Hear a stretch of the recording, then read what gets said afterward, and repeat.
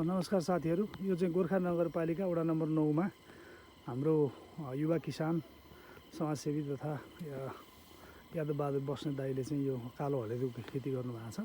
यो मैले अलि अगाडि पनि तपाईहरुलाई यो कालो हलेदो देखाएको थिएँ। यो अहिले असाध्यै राम्रो भएको छ। हामीले सुरुवाती दिनमा 2 महिनाको पिरियडमा हामी आएका थियौँ भने अहिले चाहिँ यो लगभग 4 महिनामा यो लगभग 6 फिट जति भएको छ। दाजुसँग सानो कुरा हो। दाजु नमस्कार। नमस्कार नमस्कार।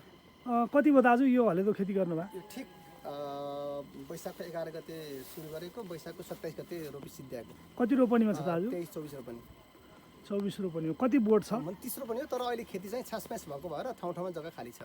यो कति बोट छ दाजु? 22,000 देखि 23,000 बोट छ। यो भनेको 4 महिनामा यत्रो बोट भयो। यो कति अग्लो जाने लक्ष्य राखिएको छ? 5-6 फिट हो प्राय। यो एकदमै अहिले हामी बसेको ठाउँ चाहिँ धेरै मलिलो भएर धेरै अग्लो छ, तर अरूमा 4-5 छ, यसमा 6 पनि 6.5 क्रस भइसकेको छ।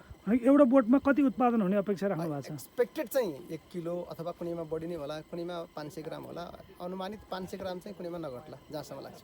गोर्खाको कति ठाउँमा भएको छ दाजु यो खेती? गोर्खामा चाहिँ खास चाहिँ छैन। मैले हो पहिले गरेको, सायद नेपालमा धेरै नै ठुलो स्केलमा यो यही होला सायद खेती अहिलेसम्म मैले। अब यसलाई कसरी विस्तार गर्ने योजना गर्नु भएको छ? यसलाई यो वर्षको मार्केट हेरेर अर्को वर्ष यसलाई चाहिँ फेरि एक्सपेन्सन गर्ने, यसलाई फेरि विस्तार गर्ने र अरू ठाउँ पनि यसलाई खेती विस्तार गर्ने योजना छ।